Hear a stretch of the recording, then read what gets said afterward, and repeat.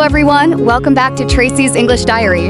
I'm Tracy. And I'm Marcus. Thanks for being here. Today's episode, I have a feeling we're going to disagree. Oh, we definitely are.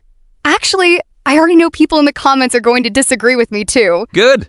Those are usually the best conversations. Okay, simple question. Would you ever date your best friend's ex? You're starting with that? Just answer. No context? No context. Then my answer is maybe. See? I knew you'd say something like that. Why? Because I would have said no without thinking twice. See, that's the difference between us. You answered with emotion. I answered with questions. No, I answered with loyalty. Interesting. So if your best friend dated your ex, they're automatically disloyal? Yes. Always? Always. Even if you broke up 5 years ago? Yes. Even if you're happily married? You're making it weird. No, I'm testing your rule.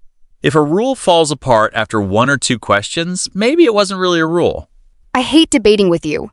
No, you hate losing. I don't lose, I just stop talking. Which is basically surrender. Keep talking and I'm ending this episode. Okay, serious question. Why does it bother people so much?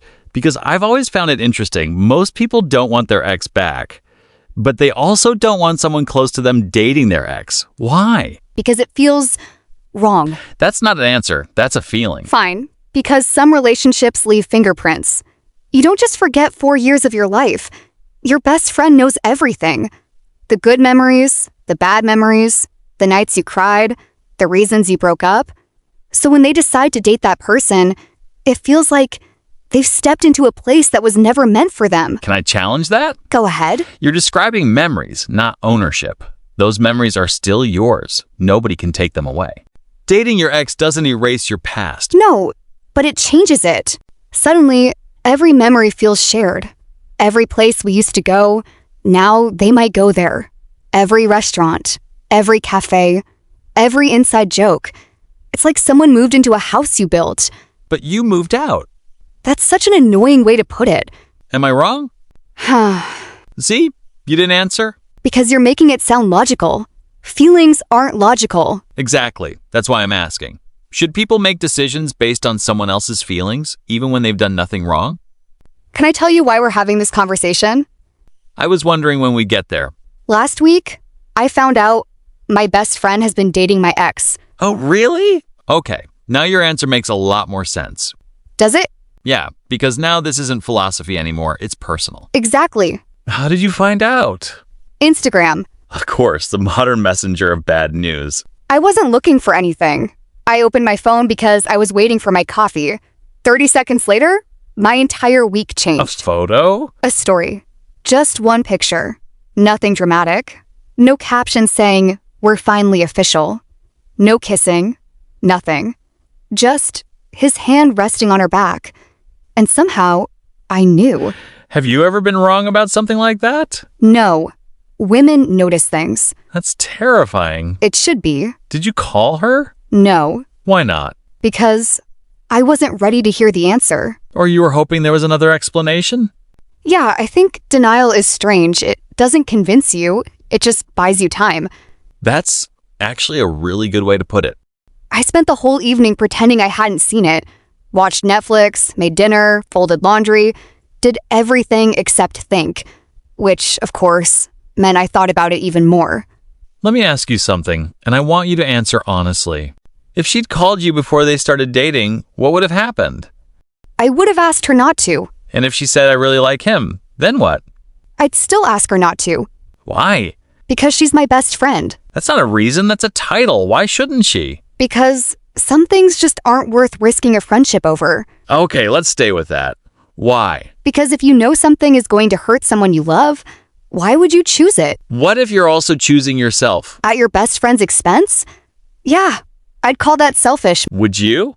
Or would you call it honest? Marcus, No, seriously, let's say Lily... you remembered her name, You told me before we started recording. right? Let's say Lily met Daniel 8 months after your breakup. They became friends, then they accidentally started liking each other.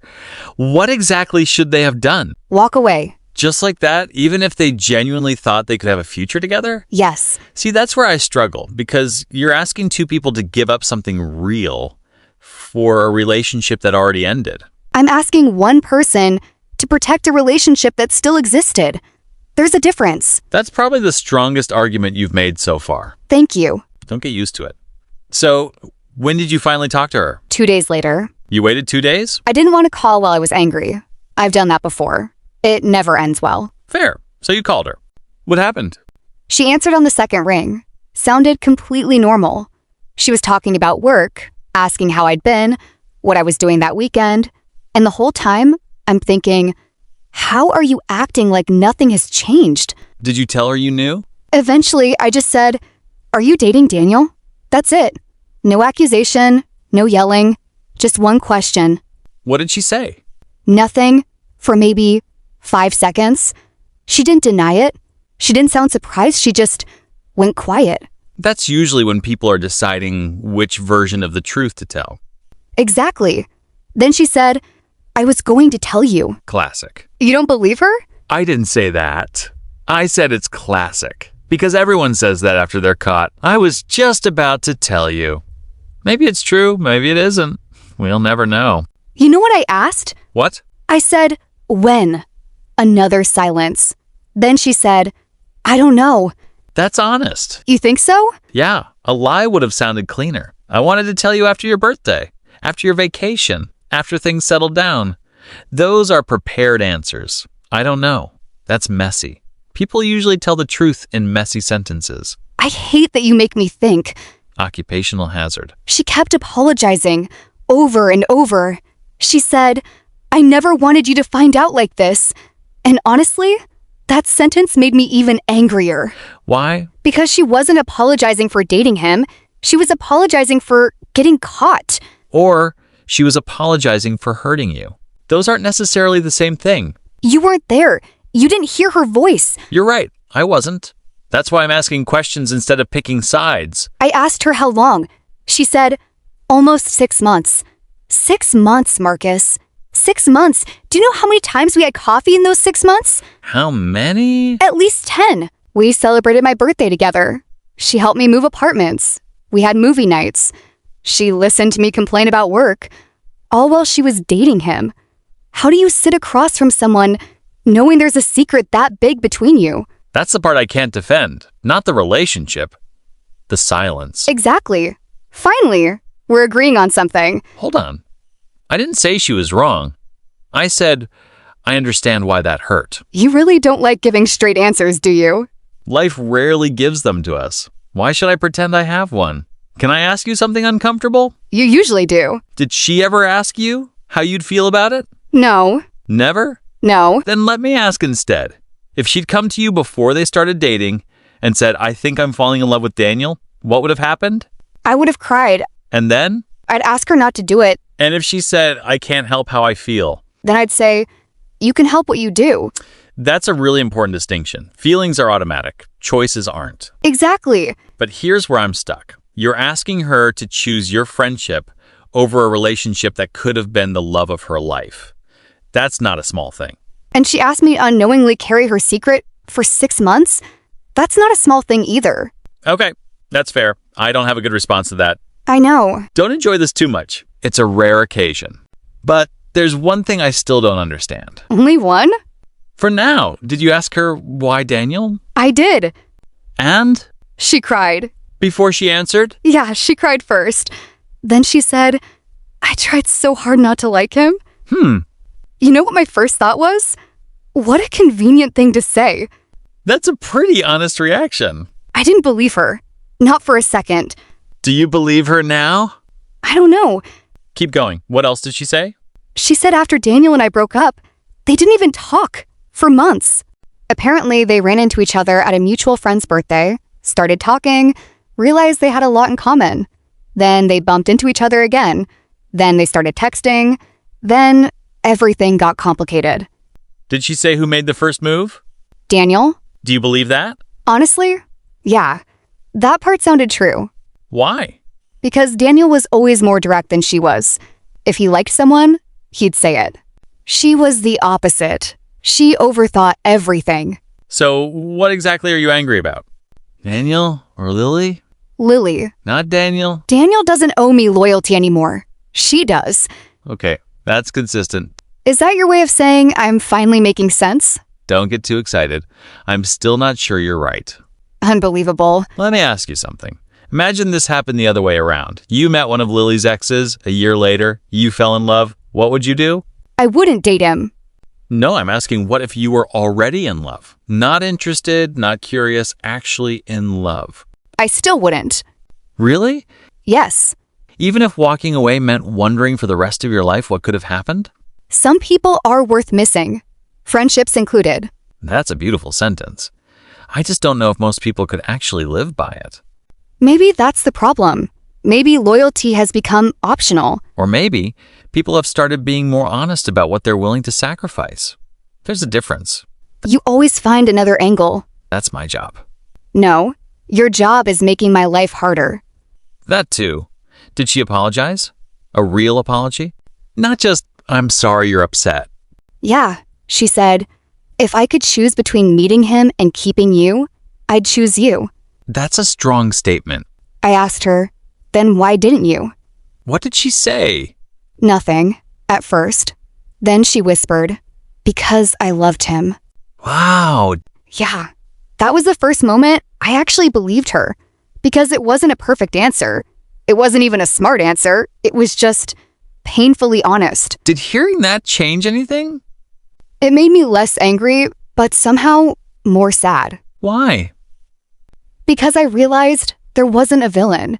If she'd said, I never cared about your feelings, I'd know how to feel. If she'd admitted she'd been waiting for us to break up, I'd know how to feel. If she'd lied, I'd know how to feel. But she didn't. She loved someone, and that someone happened to be the one person I wished she'd never love. You know what's interesting? I think people watching this are probably split right now. Half of them are thinking Lily's a terrible friend. The other half are thinking you can't choose who you love. Which side are you on? Neither. That's such a politician's answer. No. It's because I think everyone's asking the wrong question. Not, was Lily wrong to love Daniel? The real question is, what do we owe the people we love? Because love always asks for something. Sometimes it asks for honesty, sometimes sacrifice, sometimes courage, and sometimes those things point in completely different directions. I've never thought about it like that. Let's say Lily walked away. She loses the person she loves. Let's say she stays. She risks losing her best friend. Either way, she loses someone. That's not an easy choice. I think No, it isn't. that's why this conversation is so uncomfortable. Everybody wants a rule, a simple one.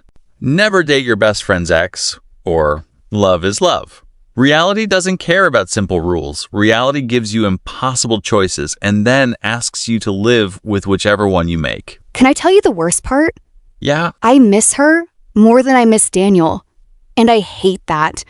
Because every time I think about texting her, I remember the picture. Then I put my phone down again. sometimes the hardest breakup isn't the romantic one. It's the friendship you never thought you'd lose. Can I ask you one last question? Sure. If Lily called you tomorrow, not to explain, not to defend herself, just to ask, can we have coffee? Would you go? I think I would. Really? Yeah. Not because everything's okay. It isn't, and maybe it never will be, but I don't like the idea of carrying anger forever. It's exhausting. Would you trust her again? That's a different question. I honestly don't know. Maybe trust isn't something you decide. Maybe it's something that quietly grows back, or it doesn't. I like that. You can't force trust. No, you can choose forgiveness, but trust has its own timeline. You know, when we started this conversation, I thought we'd end up deciding who was right. Now I don't think anyone was. I think 3 people made the best decisions they could, and someone still got hurt. Maybe that's what being an adult is. Realizing life doesn't always give you a villain. Sometimes, good people make choices that break each other's hearts. And maybe that's why these situations stay with us for so long. Not because we don't know what happened, but because we never find a perfect answer. So, now we want to hear from you. If your best friend fell in love with your ex, would you want them to walk away? Or would you want them to be honest with you? Let us know what you think in the comments. We read more of them than you probably realize. And if you've ever been on the other side of this story, if you've been Lily or Daniel or even Tracy, We'd love to hear your perspective too. Just be kind to each other. Some conversations don't have winners. If you enjoyed today's episode, don't forget to subscribe to the channel and share this episode with someone who'd probably have a very strong opinion about it. Trust me, everybody has one. Thank you so much for spending your time with us. Take care of yourselves, and we'll see you in the next episode of Tracy's English Diary.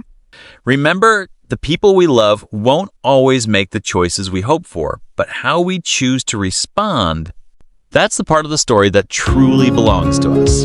See you next time. Bye, everyone.